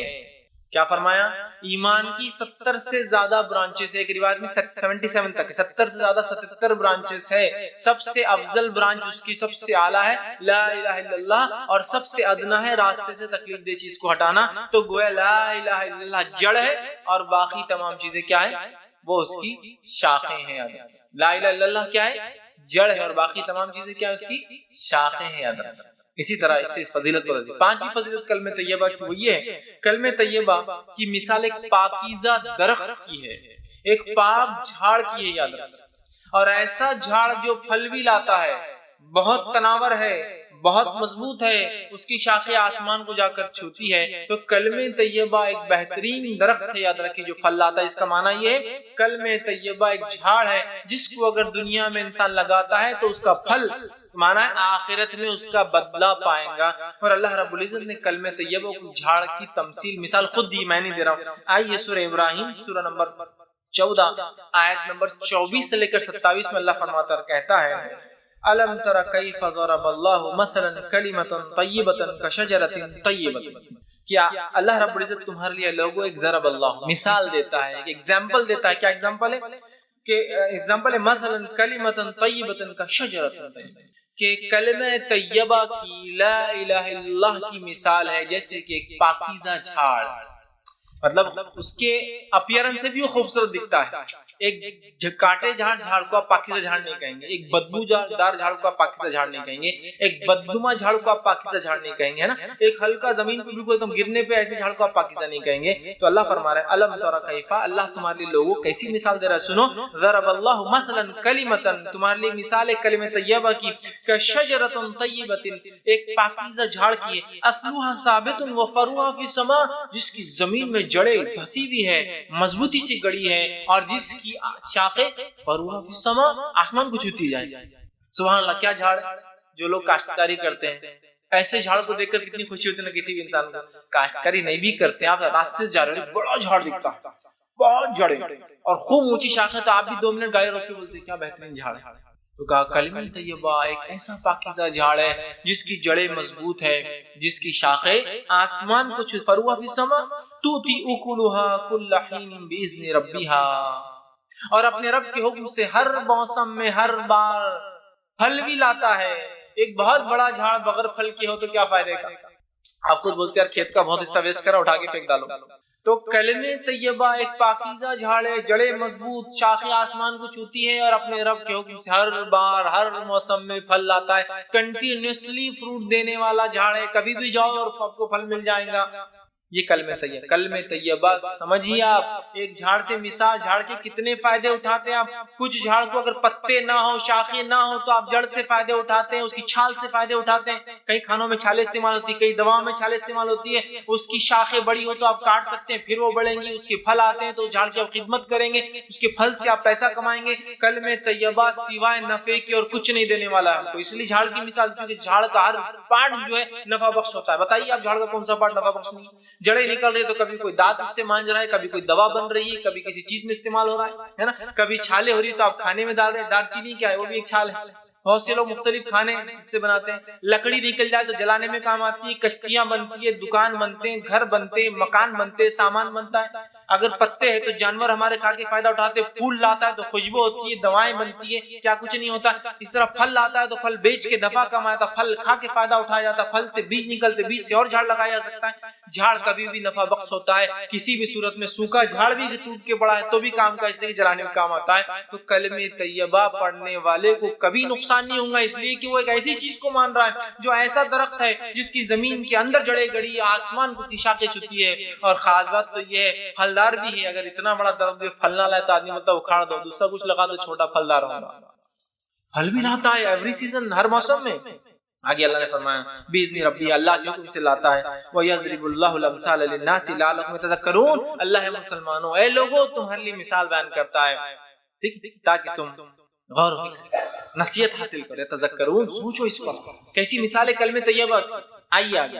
وَمَثَلُ كَلِمَةٍ خَبِيثَةٍ كَشَجَرَةٍ خَبِيثَةٍ اجْتُثَّتْ مِنْ فَوْقِ الْأَرْضِ مَا لَهَا مِنْ قَرَارٍ، اور کلمہ خبیثہ کی، لا الہ الا اللہ کے خلاف جتنے کلمے ہیں جو شیطان کی طرف سے ہوتے ہیں، اللہ نے فرمایا مَثَلُ كَلِمَةٍ خَبِيثَةٍ كَشَجَرَةٍ خَبِيثَةٍ، کہ کلمہ شیطان کے کلام کی، کلمہ لا الہ الا اللہ کی جتنی باتیں اس کے علاوہ کہی جا رہی ہے، ان کی مثال ایسی ہے کشجرۃ خبیثۃ، بہت برے جھاڑ کی، جس کو دیکھنا بھی نہیں. کشجرۃ طیب، اس کو دیکھنا بھی پسند ہے. کلمہ طیب، برا جھاڑ جس کو دیکھنا بھی ہے نا، کچھ جھاڑوں کو آپ کو دیکھتے لگتا ہے ان کو دیکھنا بھی اچھا نہیں، میں دیکھ کے کاٹے آنکھ پہ اتنا گندا جھاڑ ہے نا، تو بیکار جھاڑ ہے.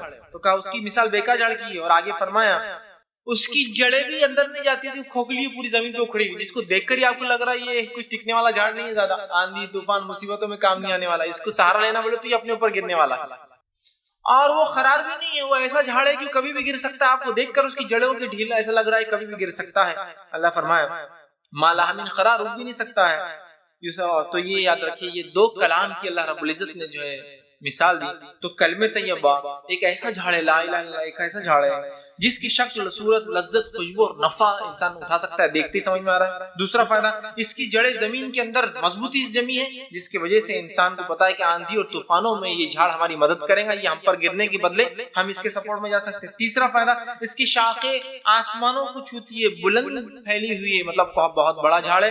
اور چوتھی اور سب سے اہم چیز ہے، یہ جھاڑ پھل بھی لانے والا، یہ کلمے پہ جس نے عمل کیا آخرت میں فائدہ بھی اٹھانے والا۔ یہ چار فائدے ہوں گے اس کلام کو۔ اور شیطان کے کلمے کو ماننے کی بہرحال وہ بالکل غیر مضبوط، دیکھتے ہی گھن آنے والی ہے، کبھی بھی گر سکتا ہے، مطلب اس کو خود سپورٹ کی ضرورت ہے، یہ کوئی مضبوط جھاڑ نہیں۔ تو کلمہ طیبہ کو جس نے مان لیا، ایک مضبوط جھاڑ کی اس کی مثال ہے، اور کلمہ طیبہ کے علاوہ جتنی چیزیں وہ بیکار ہے۔ چھٹا فائدہ، خبر میں استقامت، خبر میں مضبوطی دینے والے کلمے تھے، سبحان اللہ۔ مرنے کے بعد جو مر جائے اس پہ پڑھ کے جنت میں جانے والا ہے، جو اس کے مطابق رہے اپنی جان و مال کی حفاظت کر لی۔ اب خبر میں بھی مضبوطی، خبر میں اکیلے ہوں گے ہم، کیا ہوں گا، ہے نا، اکیلے انسان۔ آئیے جو ہے مسند بزار کی روایت ہے، ماں عائشہ رضی اللہ عنہا فرماتی ہے، آپ سے آپ نے سوال کیا اللہ کے رسول، میں ایک کمزور عورت ہوں، عورتیں ویسے بھی کمزوری ہوتی ہے نا مردوں کے مقابلے میں، تو وہ فرماتی اور کہتی ہے میں ایک عورت ہوں، میں ضعیف ہوں اللہ کے رسول، میں کمزور ہوں، بہت ڈرتی ہوں، جلدی ڈر لگ جاتا ہے، جلدی پریشان ہو جاتی ہوں۔ عموماً ہوتا ہے عورتوں میں اسی صفت، جلدی ڈر جاتی ہے، جلدی پریشان ہو جاتی ہے۔ تو ماں عائشہ رضی اللہ عنہا نے بھی وہی سوال کیا اللہ کے رسول، میں ایک عورت ہوں، بہت جلدی پریشان ہو جاتی ہوں، اور جب جو ہے مرنے کے بعد قبر کے اندر جو ہے جب میں جاؤں گی اور منکر نکیر آئیں گے تو میرا کیا حال ہوگا، جبکہ میں اکیلی ہوں گی، منو مٹی نیچے۔ آپ اندازہ لگائیے، یہ ایک ہال ہے، اس ہال سمجھو کہ رات میں پروگرام ہو رہا ہے، اور اللہ نہ کرے لائٹ چلی جائے، عورتیں بھی اوپر بیٹھی، اچانک لائٹ چلے گئی، اور باہر کوئی چاندنی رات بھی نہیں، بدلی آئی، بادل ہے اور لائٹ چلے جائے، تو کیسی تھرتھراہٹ ہو جاتی ہے۔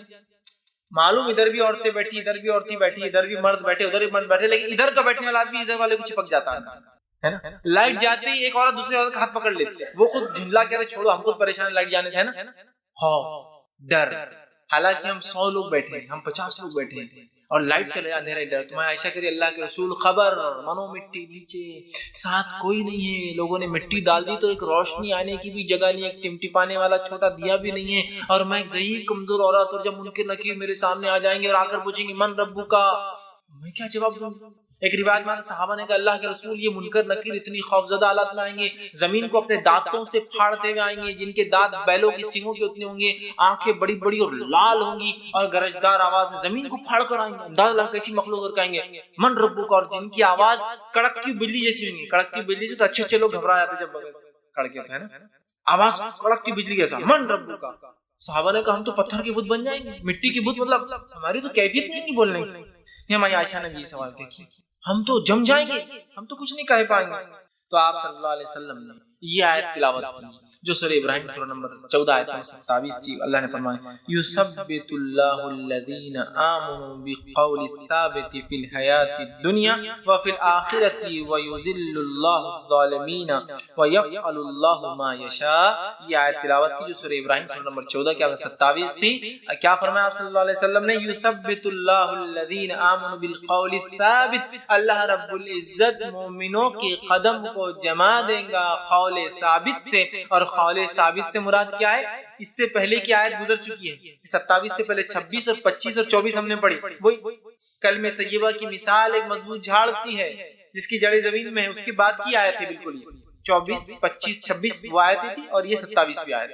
کیا فرمایا کہ اللہ کلمہ طیبہ سے مومنوں کے قدم جما دے گا، یثبت، تو کلمہ طیبہ خبر میں آ جانے والا ہے، اسی وجہ سے مضبوط ہوں گے، اور جس کے کلمہ طیبہ مضبوط نہیں تھا، کلمہ توحید کمزور تھا، خبر میں وہ جواب نہیں دے پائے گا، اس کے پیر کانپنے لگ جائیں گے۔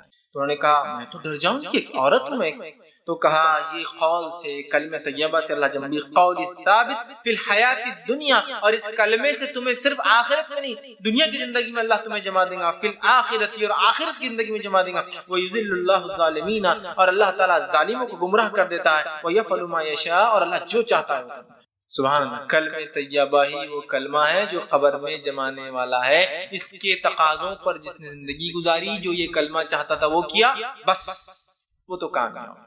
قبر میں بھی یہ کلمہ فائدہ دینے والا ہے، اس بات کو یاد رکھیے۔ عثمان بن عفان رضی اللہ عنہ سے ایک روایت ہے، یہ جو سنن ابو داؤد کی روایت ہے، حضور صلی اللہ علیہ وسلم جو ہے میت کو دفنانے سے جب فارغ ہوتے تو وہاں ٹھہر جاتے اور کہتے اپنے بھائی کے استقامت کے لیے، اس کے قدم جمنے کے لیے، اس کے سوال جواب میں آسانی کے لیے اور اس کے استغفار، اس کے لیے مغفرت کی دعا کرو.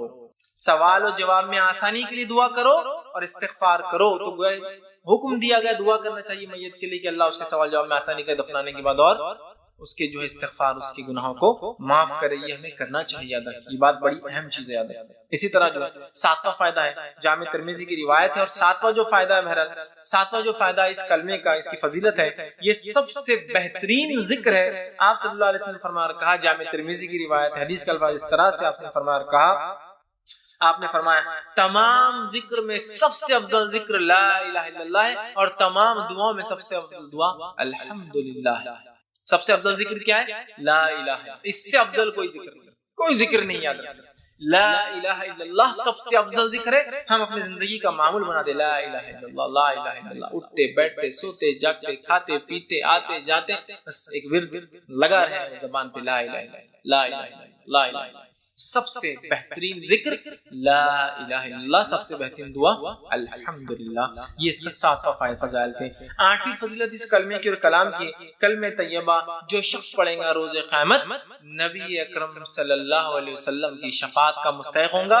پڑھے گا سے مراد اس کے تقاضوں کے ساتھ عمل کر کے دنیا سے گیا ہو، اسی پر قائم تھا، تو آپ شفاعت سفارش کریں گے. صحیح بخاری کی روایت ہے، آپ صلی اللہ علیہ وسلم فرمایا کہا جو اس کلمے کو سچے دل سے پڑھیں گا رسول اللہ صلی اللہ علیہ وسلم کی شفاعت حاصل ہوگی. آپ فرماتے اسعد الناس بشفاعتی یوم القیامت من قال لا الہ الا اللہ خالصا من قلبہ ونفسہ. جس شخص نے میری شفاعت کا مستحق روز قیامت وہ انسان بنے گا، وہ سعادت مند انسان ہوگا جس نے سچے دل سے اپنے نفس میں ہی صحیح یہ کہا ہوگا لا الہ الا اللہ. میری شفاعت. نبی اکرم صلی اللہ علیہ وسلم ایسے شخص کی شفاعت سفارش گزارش کریں گے اللہ کے سامنے جس نے کیا پڑھا ہوگا لا الہ الا اللہ. آپ سن کی شفاعت کے لیے لوگ ترس رہے ہیں، شفاعت کبریٰ ہے یہ، تو پھر اس کے لیے کلمے کو پڑھنا ہے اور کلمے کے تقاضوں کو پورا کر کے دنیا سے جانا ہے. ہمیں یاد رکھیے اللہ تعالیٰ اس کے ہمیں توفیق عطا فرمائے. 9واں فضیلت 9 اس کی فضیلت اس کلمے کی کیا ہے؟ کلمہ طیبہ پڑھنے والا، اس کے عمل کرنے والا دوزخ میں نہیں جائے گا. کلمہ طیبہ پڑھنے والا، اس پر عمل کرنے والا جہنم میں داخل نہیں ہوگا. ابو یعلا کی یہ روایت ہے. ابو ہریرہ رضی اللہ عنہ فرماتے اور کہتے ہیں رسول اللہ صلی اللہ علیہ وسلم فرمایا کہا تم کثرت سے کلمہ طیبہ پاکیزہ کلام کو پڑھا کرو. وہ کیا ہے؟ لا الہ الا اللہ کو پڑھو، کہتے رہو اس سے پہلے کہ تمہارے پاس اس کلمے اور طیبہ کے درمیان گیپ آ جائے، خلا آ جائے، مطلب موت آ جائے. کلمہ طیبہ کو خوب پڑھتے رہو اس سے پہلے کہ تم اور یہ الگ ہو جائے، مطلب موت آ جائے تمہارے اندر اور اس کے درمیان حائل ہو جائے، یعنی موت آنے سے پہلے اس کو کثرت سے پڑھو.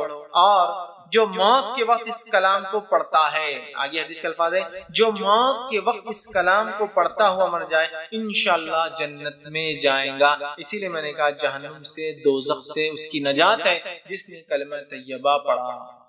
کثرت سے پڑھو اس سے پہلے کہ موت آ جائے، اور جس کا خاتمہ اسی پر ہو جائے لا الہ الا اللہ پر، تو وہ شخص جو ہے جنتی ہوگا.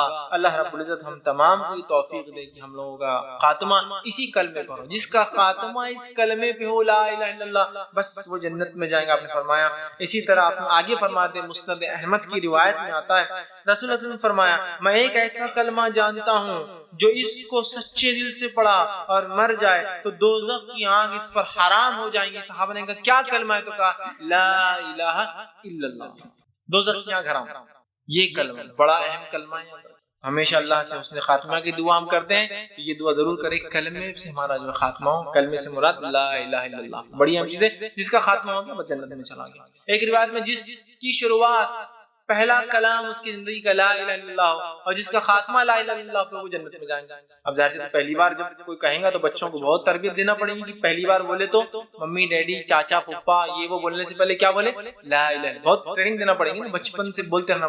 پیدا ہوئے 1-8 مہینے بولو بولو بولو تو جب بولیں گے تو لا الہ الا اللہ. اب پہلا کلمہ اور آخری کلمہ بڑی اہم بات ہے، وہ تو جنت میں جائے گا. ٹھیک. 10ویں فضیلت اس کلمے کی جو آتی ہے یہ کلمہ طیبہ پڑھنے پر آسمان کے دروازے کھول دیے جاتے ہیں اور یہ کلمہ سیدھے عرش تک پہنچ جاتا ہے. اس کی خصوصیت اس کلمے کی. آئیے حدیث کے الفاظ سنیے. جامع ترمذی کی روایت ہے، آپ نے فرمایا اور کہا، رسول اللہ نے فرمایا کہ جب بندہ سچے دل سے لا الہ الا اللہ کلمہ طیبہ پڑھتا ہے، لا الہ الا اللہ پڑھتا ہے، تو اس کے واسطے آسمانوں کے دروازے کھول دیے جاتے ہیں اور یہ کلمہ عرش الہی تک پہنچ جاتا ہے، مگر شرط یہ ہے کہ اس کلمے کو پڑھنے والا گناہ کبیرہ سے بچتا رہے. تو یہ کلمہ عرش تک پہنچ جاتا ہے. مطلب یہ کلمہ ڈائریکٹ میسج ہے، رب کو چلا جاتا ہے سیدھا نکل. آسمان کا کوئی دروازہ اس کو روک نہیں سکتا، یہ سیدھے ساتواں آسمان کو پار کرتا ہے، رب کے عرش کے پاس چلا جاتا ہے. لیکن کنڈیشن یہ ہے اس کلمے کے عرش تک پہنچنے کے لیے کہ انسان کبائر سے، گناہ کبیرہ سے بچتا ہے. بڑے بڑے گناہوں سے نہ بچے تو یہ کلمہ عرش تک نہیں پہنچتا، بیچ میں رک جاتا ہے. تو یہ کلمے کی پہنچ سیدھا عرش تک، سیدھا اوپر چلے جاتا ہے وداؤٹ کوئی مطلب ہوتا ہے. آپ کو کسی کو ایس ایم ایس بھیجنا ہے، کوئی بڑے آدمی سے بات ہی کرنا ہے تو 10 جھمیلے ہوتے ہیں اس کے پیچھے. رب سے اگر تعلق قائم کرنا ہے تو کلمہ عرش تک پہنچ جاتا ہے. صرف شرط یہ ہے کہ گناہ کبیرہ سے انسان بچتا ہے. تو اس کلمے کی پہنچ عرش تک، کیونکہ عرش والے کا کلمہ ہے تو عرش تک پہنچ بھی جاتا ہے، بس پہنچانے والا گناہ کبیرہ سے بچتا ہے. 11واں اس کی فضیلت اس کلمے کی آتی ہے کہ مرنے والے کے پاس لا الہ الا اللہ پڑھانا چاہیے. اگر پڑھتے ہوئے مر گیا تو جنت میں جائے. مطلب پہلے تو آگئی بات مرتے وقت جو پڑھ لے جنت میں، لیکن یہاں اضافہ کیا ہے، مرنے والے کو لا الہ الا اللہ کی تلقین کرنا چاہیے. اس سے یہ بات پتہ چل رہی ہے کہ بہت اہم کلمہ ہے، بہت بڑی فضیلت ہے. تبھی تو مرنے کے وقت یہ کہنا ہے ہم کو، کس کو؟ مرنے والے. کیا کہنا ہے؟ لا الہ الا اللہ کی تلقین. حدیث کے الفاظ دیکھیے، 11ویں فضیلت ہے یہ، طبرانی کی روایت ہے. آپ صلی اللہ علیہ وسلم فرمایا، کہا نبی اکرم نے فرمایا اور سامنے کہا کہ لا الہ الا اللہ جس نے پڑھا وہ اس کلمہ طیبہ کو سن کر خود بھی پڑھے. مطلب آپ فرماتے ہیں جو مرنے والے کے پاس جائے اور اس کے پاس جا کر لا الہ الا اللہ پڑھے اور اس مرنے والے کو تلقین کرے، خود بھی پڑھے اور اس کو تلقین کرے، اگر یہ موت کے وقت پڑھتا ہوا مر گیا تو جنت میں ہوگا. صحابہ نے سوال کیا، رضوان اللہ تعالی اجمعین نے سوال کیا کہ عرض کیا رسول اللہ صلی اللہ علیہ وسلم اگر کوئی تندرستی کی حالت میں اس کو پڑھے؟ تو آپ نے کہا پھر تو یہ سب سے اچھی چیز ہے، لیکن جب کوئی مرنے کے وقت ہو تو ہم اس کے پاس جائیں، جا کر اس کو لا الہ الا اللہ لا الہ الا اللہ لا الہ الا اللہ کہے. ہمارے پڑھنے سے ہو سکتا ہے اس کے زبان سے بھی وہ لفظ نکلے لا الہ الا اللہ، تو وہ ایسا انسان جس کا کلام لا الہ الا اللہ آخری اور اس پر اس کی موت آ جائے وہ جنت میں جانے والا ہے. تو میت کے پاس لا الہ الا اللہ کی تلقین کرنا ہے، زمین جائیداد کا نہیں پوچھنا ہے، پراپرٹی کس سے ڈسٹریبیوٹ نہیں پوچھنا ہے، وہ زمین کا کیا کرنا ہے، یہ پلاٹ کچھ نہیں پوچھنا ہے ان سے، بچوں کی شادی کیسے کریں گے کچھ نہیں پوچھنا ہے سوائے اس چیز کی تلقین لا الہ الا اللہ. کچھ کھلائیے پلائیے بھی مت. بہت سارے لوگ یہ غلطی کر دیتے موت آخری ٹائم پہ دودھ پی لو تو کوئی فضیلت نہیں، آخری ٹائم پہ پانی پی لو تو کوئی فضیلت نہیں، آخری ٹائم پہ کلمہ پڑھ لو تو سب کچھ ہو گیا. یہی تلقین لا الہ الا اللہ. تو کہا جس کا آخری کلام یہ ہو جائے، زندگی میں پڑھے تو بہت افضل ہے، وہ تو اچھا آپ نے فرمایا، لیکن جو مرے اور مرتے وقت کا زبان سے تلقین کرو، تم بھی پڑھو، اور اگر وہ پڑھ لے اس کی زبان سے نکل جائے تو بس پھر تو وہ کیا ہوگا، جنت میں جائیں گا. اسی طرح جو ہے ایک اور روایت کے اندر آتا ہے جو کہ بخاری کی روایت ہے، جو ہے حضرت عتبہ بن مالک رضی اللہ عنہ کے راوی وہ کہتے ہیں آپ نے فرمایا اور کہا جو اللہ کی رضامندی کے لیے کلمہ طیبہ لا الہ الا اللہ پڑھے قیامت کے دن دوزخ کی آگ اس پر حرام ہو جاتی ہے. بخاری کی روایت، دوزخ کی آگ اس پر حرام ہو جاتی ہے، پہلے بھی ہے یہ بات، اور اگر مرتے وقت پڑھ لے جنت اس پر واجب ہوتی. 12ویں اس کی فضیلت اس کلمے کی ہے، کلمہ طیبہ کا پڑھنے والا جہنم سے نکالا جائے گا. اب چلے گیا کوئی انسان جہنم، گناہ گار تھا چلے گیا اور بھگت رہا ہے سزا جہنم کی، تو نکلنے کا سامان بھی کلمہ طیبہ ہے. مرتے وقت پڑھ لے تو جنت، پڑھ لیا تو جہنم حرام ہو گئی. موت کے وقت پڑھا جانا چاہیے، قبر میں آ کے کلمہ آپ کو جو ہے ثابت قدم رکھیں گا. مر گیا انسان، گناہ گار تھا، گناہوں کی سزا بھگت رہا ہے، لیکن اگر کلمہ طیبہ پڑھا ہوں گا تو نکلنے کا راستہ باقی ہے، ابھی اس نے اپنے لیے ایک راستہ باقی رکھا. حدیث کے الفاظ سنیے، آپ صلی اللہ علیہ وسلم فرمایا، مستدرک حاکم کی روایت آپ نے فرمایا اور کہا اخرجوا من النار من قال لا الہ الا اللہ وفی قلبہ ذرۃ من الایمان. اللہ رب العزت روز قیامت کہیں گا فرشتوں سے، اے فرشتوں اخرجوا من النار، نکال لاؤ ناک سے ان لوگوں کو. کن لوگوں کو؟ من قال لا الہ الا اللہ، جس مطلب لوگ نکلتے جائیں گے سائے بھگت کے، لیکن اللہ ایک ٹائم اعلان بھی کریں گا نکال لو بس ان لوگوں کو جہنم سے جس نے کیا کیا ہو. من قال لا الہ الا اللہ، جس نے لا الہ الا اللہ کہا ہو، فی قلبہ، زبان سے نہ بھی کہا ہو تو دل میں تو کہا ہوگا، اس کو ایسا بھی لالا اٹھا کر. اللہ تعالیٰ تو اپنے بندوں کو سزا نہیں دینا چاہتا نا، مغفرت، تو جاؤ لے کر آؤ جس نے لا الہ الا اللہ کہا ہو، منہ پہ نہیں تو دل میں کہا، لاؤ فی قلبہ، اس کے دل میں کبھی پڑھاؤ، لے کر آؤ نکال کر اس کو. فی قلبہ ذرۃ من الایمان، اور اس کے پاس ذرہ برابر بھی اگر ایمان ہوگا تو لاؤ. خالی وہ وربل پڑھنے والا نہیں تھا، ایک باری پڑھا ہو لیکن اس کے دل میں ایمان ہو. ذرہ برابر ایمان سے کیا مراد ہے؟ بہت سے لوگ بولتے ہیں حدیث میں ذرہ برابر ایمان جنت میں جائیں گا، اس کا کیا معنی ہے؟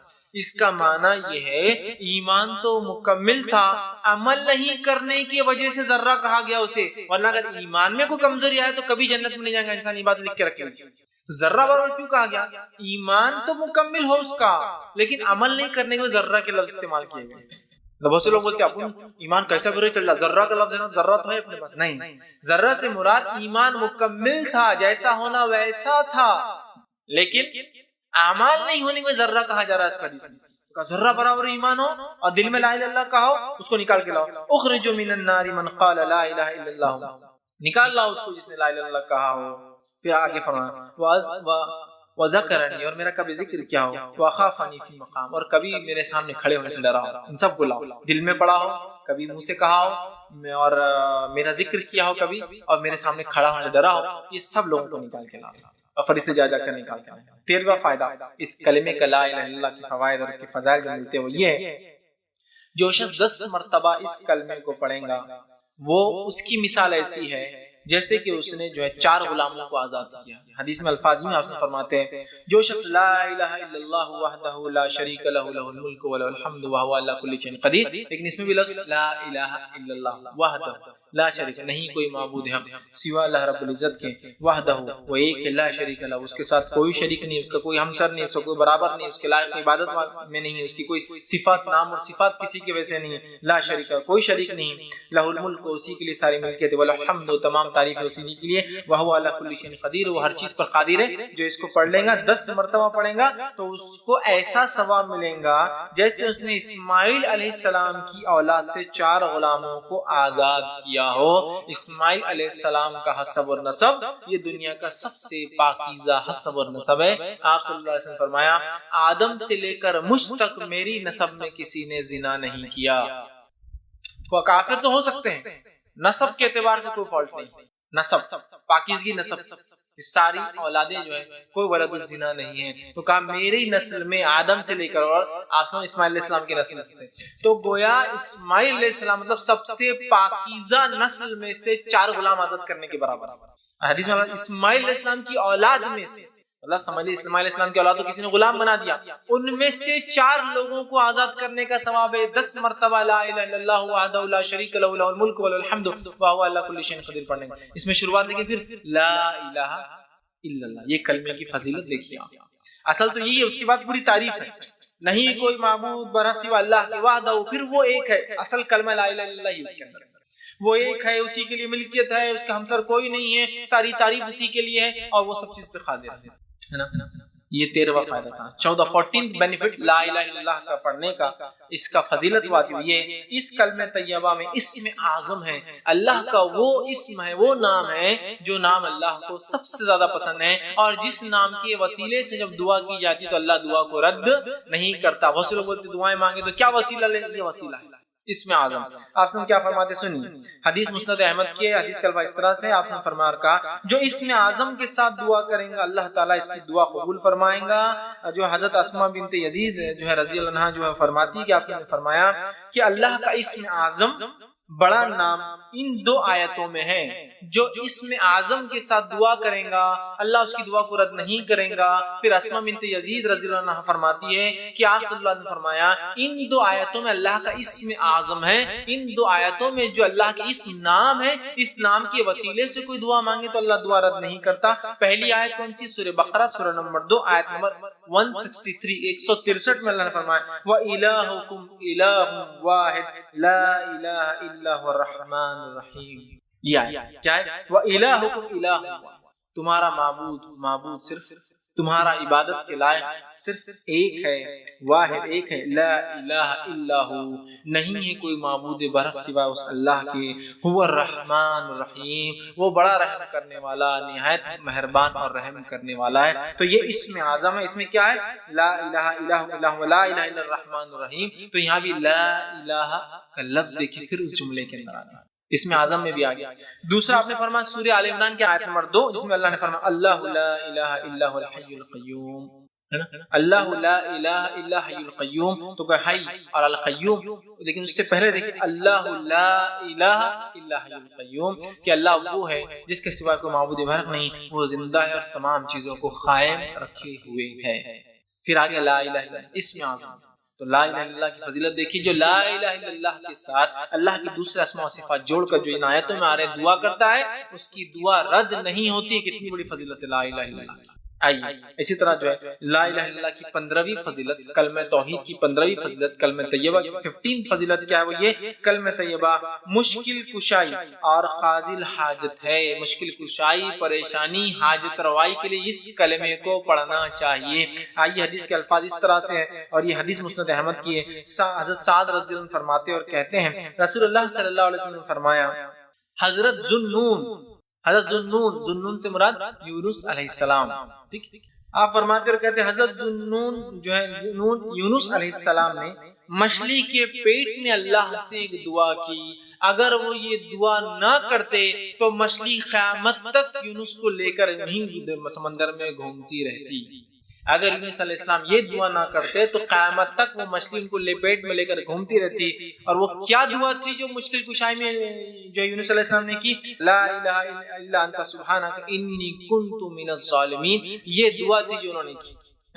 بہت سے لوگ اس کو آیت کریمہ بولتے ہیں، جلالی آیت بولتے ہیں۔ یہ آیت جو ہے ہر بار پڑھنا، کریمہ مطلب کرام، مطلب جس کی وجہ سے اللہ کرم کرتا ہے۔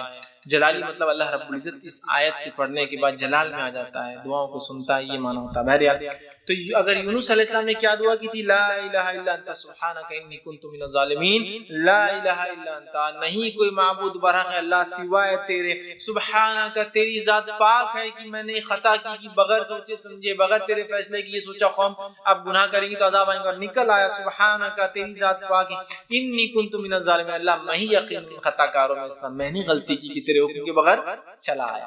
یونس علیہ السلام نے کیا غلطی کر لی تھی؟ خطا کیا تھی ان کی کہ جب قوم کو دعوت دی، لگا کہ قوم ایمان نہیں لائیں گی، بادل آئے جو عذاب کے تھے، یونس علیہ السلام کو لگا کہ اب بادل اب عذاب لانے والے اور بغیر اللہ کے حکم میں نکل کے چلے گئے، جبکہ ہوا کیا؟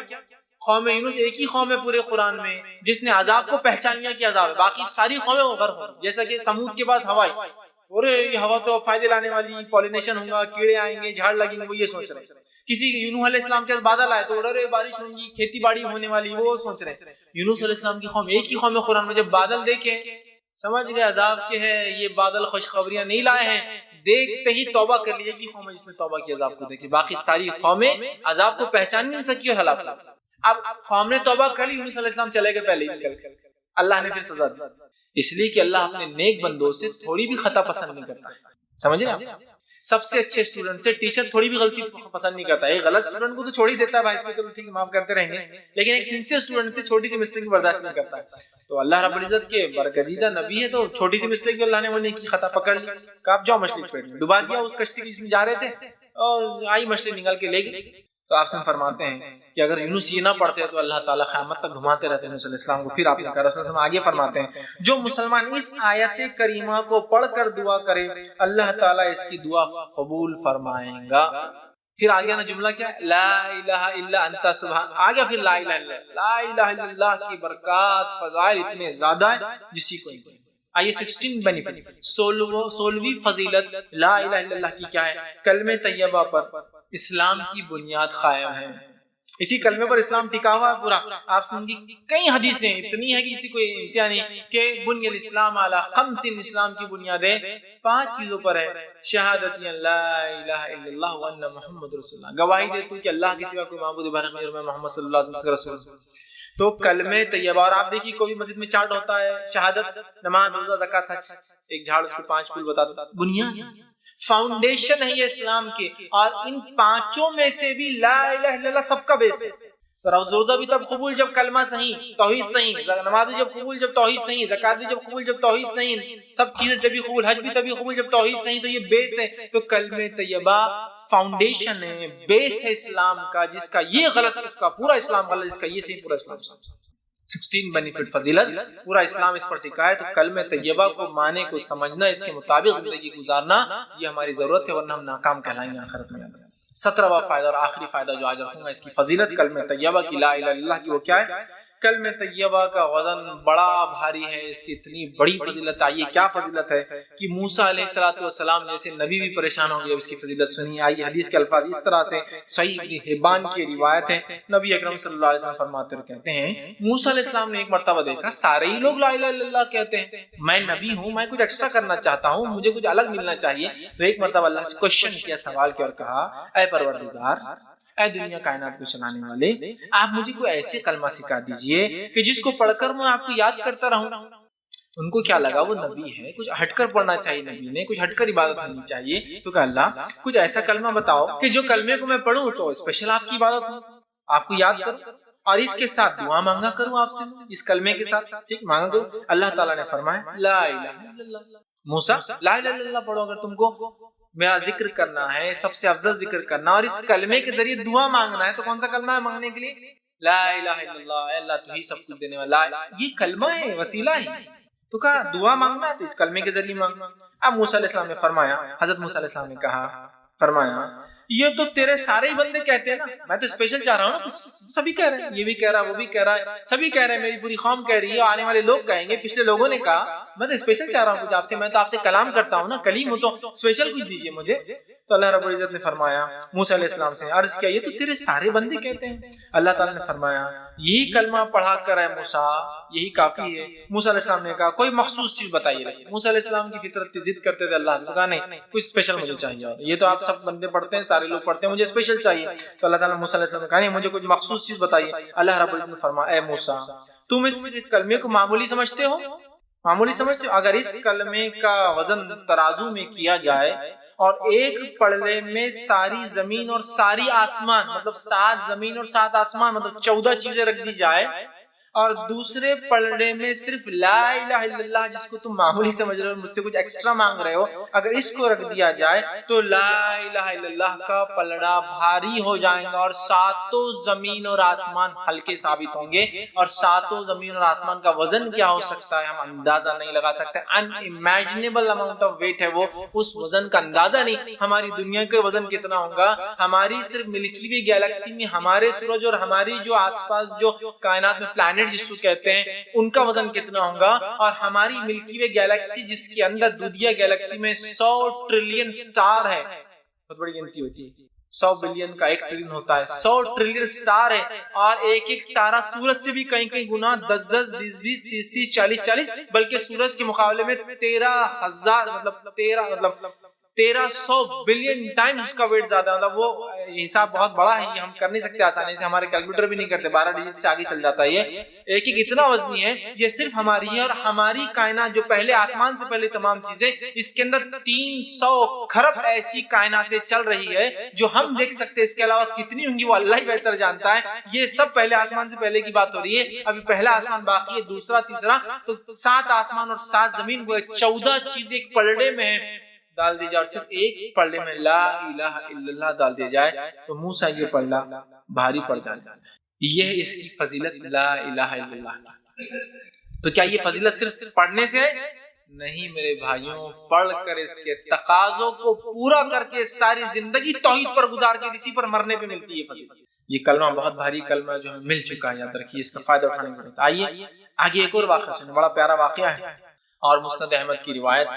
آپ صلی اللہ علیہ وسلم فرماتے ہیں میری امت کا ایک شخص جو شخص ہوگا اس شخص کو سب کے سامنے لایا جائے گا، ایک شخص اس امت سے، امت محمدی سے لایا جائے گا، سب کے سامنے لایا جائے گا، اس کے اعمال کے 99 دفتر ہوں گے، 99 رجسٹرز فل ہو چکے ہوں گے، اور 99 کے 99 رجسٹرز گناہوں سے فل ہوں گے، اتنا گنہگار۔ میری امت کا ایک شخص لایا جائے گا جس کے 99 دفتر ہوں گے، حساب کتاب کے رجسٹرز ہوں گے، ہر دفتر کو جب اس کے سامنے کھولا جائے گا تو ایک دفتر زمین سے لے کر آسمان تک کھل جائے گا، جہاں تک نظر جائیں گے اس کا دفتر کھلا ہے کھلا ہے کھلا ہے کھلا ہے کھلا ہے، اتنا بڑا دفتر، مطلب ایک اس کا رجسٹر جس میں اس کے نام اعمال فرشتوں نے لکھے ہیں، ایک دفتر جب کھولا جائے گا تو زمین اور آسمان کے اتنا جہاں تک نظریں جائیں گے وہ دفتر کھلا ہوگا، اور اس میں اس کے گناہ لکھے ہوئے ہیں، تو 99 رجسٹرز بھرے ہوئے اس کے صرف گناہ سے، 99 دفتر، حدیث میں الفاظ ہے، اللہ سبحانہ تعالیٰ اس سے فرمائے گا اور اس سے کہیں گا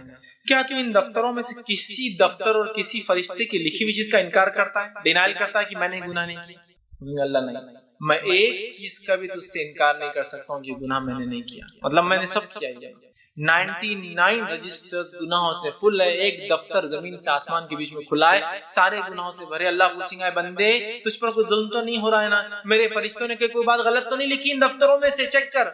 اللہ ایک بات بھی تیری فرشتوں نے غلط نہیں لکھی، سب کیا میں نے، واقعی میں اتنا گناہ گار تھا۔ ان کا اقرار کر لیں گا، وہ کہیں گا دفتر کا انکار کرتا ہے، وہ لکھنے والے نگران فرشتوں سے تجھ پر کوئی ظلم کیا ہے تو وہ شخص کہیں گا، اور اللہ تعالیٰ سے فرمائیں گا اے اللہ تیرے فرشتوں سے کوئی خطا اور غلطی نہیں ہوئی میرے پروردگار۔ پھر اللہ تعالیٰ فرمائیں گا کیا تجھے کوئی عذر ہے، کیا تو کوئی پیش کر سکتا ہے ایک عذر کہ نہیں ایسا نہیں اللہ ایسا تھا تو ایسا کیا؟ وہ کہیں گے اللہ مجھے کوئی عذر نہیں، میں نے گناہ کیے ہے، میں کیا بولوں تجھے، نہ میرے پاس کوئی عذر ہے، نہ تیرے فرشتوں نے کوئی مسٹیک کی رائٹنگ میں، سب صحیح ہے جو انہوں نے لکھا ہے، میں تھا اتنا گناہگار، 99 دفتر میرے گناہوں سے جو بھرے واقعی میں نے کیے۔ اللہ تعالیٰ فرمائیں گا ہاں میرے پاس تیری ایک نیکی لیکن باقی ہے، چونکہ آج کا دن تجھ پر کوئی ظلم نہیں کیا جائے گا، آج کا دن تجھ پر کوئی ظلم نہیں کیا جائے گا، تیری ایک نیکی ہے جو میرے پاس پڑی ہے وہ بھی دے دیتا ہوں تجھے، 99 دفتر تو دیکھ ہی رہا ہے، ایک نیکی اسی دیے جائیں گے جس کے لیے حدیث میں الفاظ آتا ہے بطاقہ۔ بطاقہ ویسے جو لوگ گلف جاتے ہیں آئی ڈی کو بولتے ہیں، بطاقہ کہتے ہیں چھوٹے سے کور، اس پہ کچھ لکھ کے دیا جاتا ہے، جا کے بتا دو میرا نام، بطاقہ، اس کو حدیث بطاقہ بھی بولتے ہیں۔ تو اس کو ایک چھوٹا سا آئی کارڈ اللہ ایسا چھوٹا دیں گے، چٹھی دیں گے، کہیں گا ایک ہی نیکی ہے تیری ملتی ہے، چونکہ آج ظلم تو نہیں ہوگا، 99 دفتر کھلے گناہ کی، نیکی بھی تیری لیکن ہے، تو وہ ایک چھوٹا سا کور جو بند ہوگا لفافہ، ایک چھوٹی چٹھی ہوگی اس کو دی جائیں گے، تیرا ایک نیکی باقی تھی، یہ ایک نیکی تو لے لے، ٹھیک ہے، اور ہاں تیری ایک نیکی جو میرے پاس ہے تو اس نیکی کو لے لے، اور قیامت کے دن تجھ پر کوئی ظلم نہیں کیا جائے گا، جو تیرے گناہ ہے اس کی سزا دی جائیں گی، جو تیری نیکیاں وہ بھی تجھے دی جائیں گی نا، ایسا نہیں کہ اتنے گناہ ہے تو تیری ایک نیکی نہیں، لے تیری نیکی دی جائیں گی، اور اس کے بعد وہ نیکی کو لیں گا،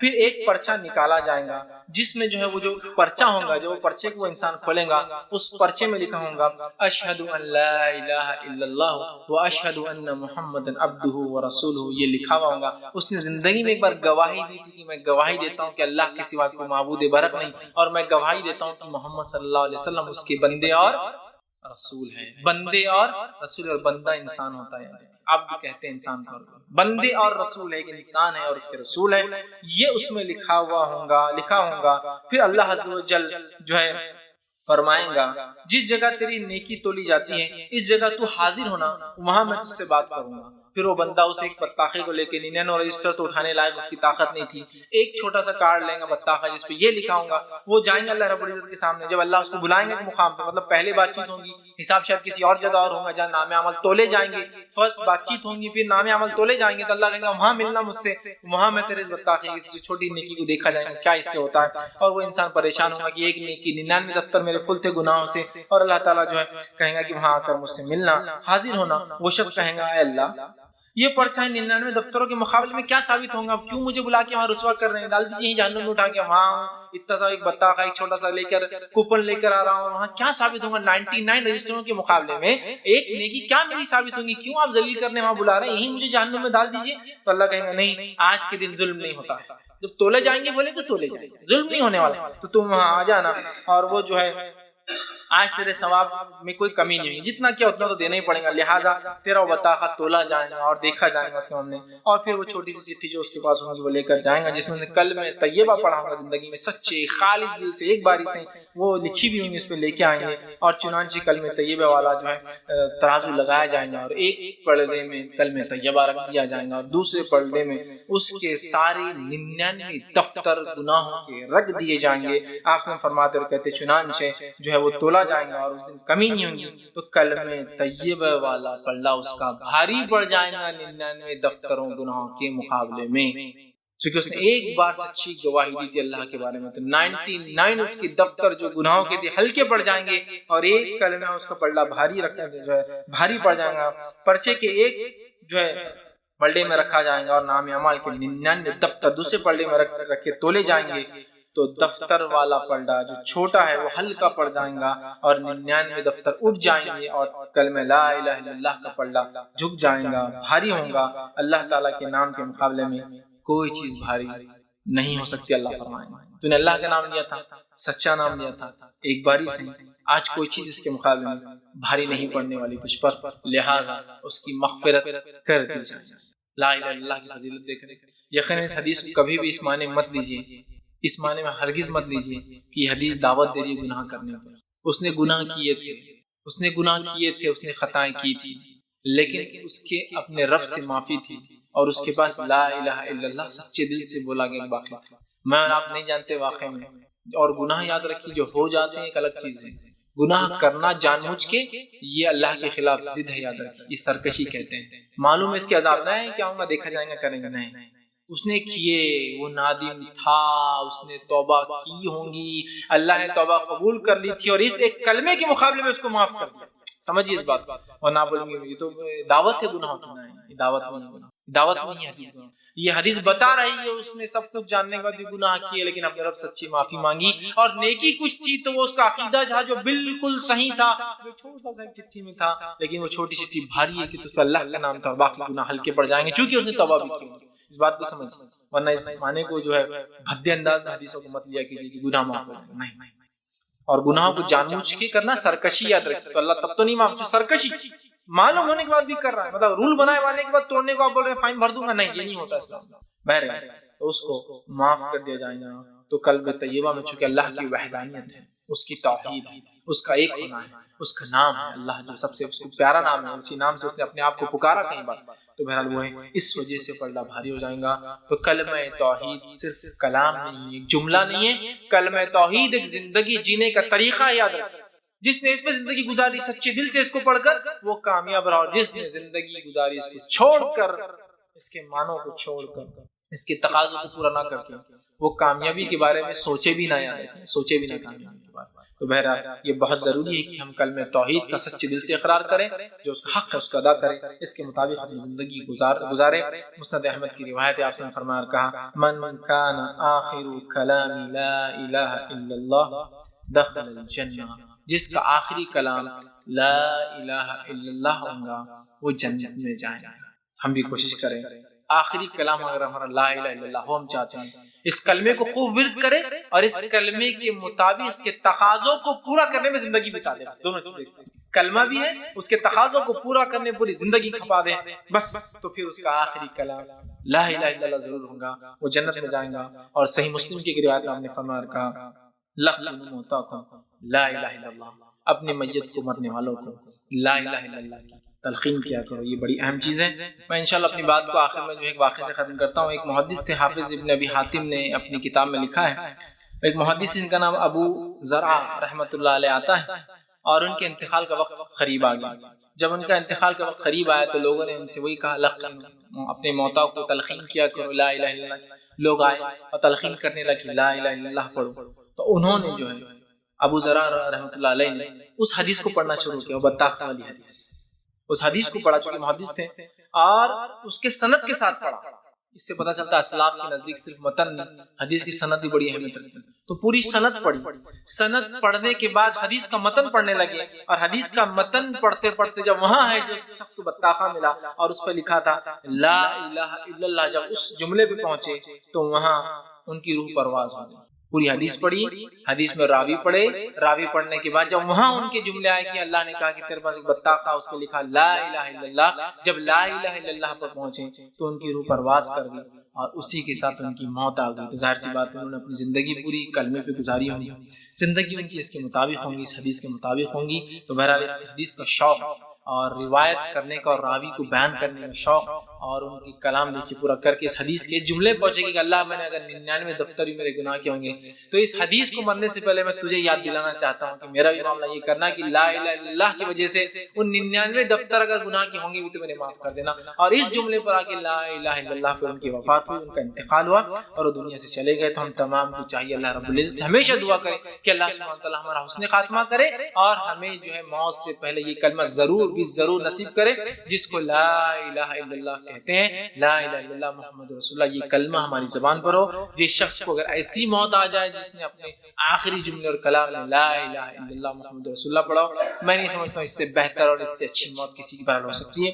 ہمیں چاہیے اپنے حسن خاتمہ کی ہم دعا کریں، اور اللہ سے ضرور دعا کریں کہ اللہ ہمارا خاتمہ جو ضرور جو ہے اس کلمے پہ لا الہ الا اللہ محمد رسول اللہ پہ ہو۔ لیکن میرے بھائیوں، اس کلمے کے کچھ تقاضے ہوتے ہیں، ان تقاضوں کو بھی پورا کرنا ضروری ہے، صرف کلام جملہ اصل نہیں ہے، جملے کے ساتھ کچھ اعمال ہے وہ کرنا ہے. تو ہمیں اپنی زندگیوں کو اس کلمے کے مطابق لا الہ الا اللہ محمد رسول اللہ، اللہ کے حکم اور رسول کے حکم کے مطابق. یہ تو کلمہ ہم چاہ رہے ہیں نا آخر میں جو پڑھ رہے ہیں تو خالی جملہ ہے، لیکن اس سے پوری زندگی لگی ہے. گویا یہ ایک وہ ہوتا ہے نا کہ پانی کے اندر جو برف ہوتا ہے اس کی ایک نوک، آئس برگ جس کو، اس کی ایک نوک ہے، نیچے پورا پہاڑ ہوتا ہے. اس کا پہاڑ جو ہوتا ہے زمین پہ اتنا اونچا ہوتا ہے، نوک ہوتی ہے، لیکن اصل سائنس کہتی ہے پہاڑ نیچے کئی گنا بڑا ہوتا ہے. تو بس یہ تو لا الہ الا اللہ ایک جملہ ہے، لیکن اس کے پیچھے پوری زندگی لگی ہے. محمد رسول اللہ ایک جملہ ہے، لیکن پوری زندگی اس نبی کے طریقے پر. یہ اصل چیز ہے. تو جس نے اپنے رب کو مانا، اس کے مطابق عمل کیا، اور جو اپنے آخری نبی کو مانا اس کے مطابق کیا، لا الہ الا اللہ محمد رسول اللہ، بس دو شخصیات ہیں اس کے، ان کے مطابق زندگی، اس کو شریعت کہتے ہیں، شریعت کے مطابق زندگی گزر جائے. اللہ کے کلام اور محمد صلی اللہ علیہ وسلم کے کلام دونوں ملا کے بنتی ہے شریعت، قرآن اور حدیث. جس نے اس کے مطابق گزارا بس وہ تو کامیاب رہا. تو ہمیں اگر کامیابی چاہیے، ایسی موت چاہیے، ایسا خاتمہ چاہیے، تو لا الہ الا اللہ کو زندگی بنا لے اور لا الہ الا اللہ کے مطابق زندگی ہو. ہماری زندگی پہ کوئی لوگ، کوئی سماج، کوئی قوم اثرات نہ ڈالے، بلکہ صرف اور صرف اس کلمے کا اثر اور اس نبی کا اثر ہماری زندگی اور زندگی سے چھلکے کہ ہاں واقعی میں نبی کے اور اس رب کے ماننے والے جس نے پیدا کیا.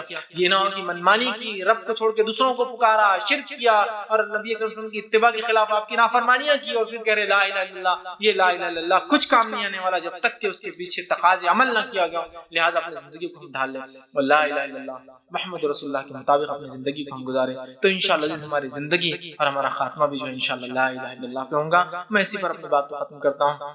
اللہ رب العزت سے دعا کہ اللہ سبحانہ تعالیٰ ہمیں حقیقی معنوں میں لا الہ الا اللہ محمد رسول اللہ اس کلمے کو چاہنے والا، اس کو پڑھنے والا بنا دے.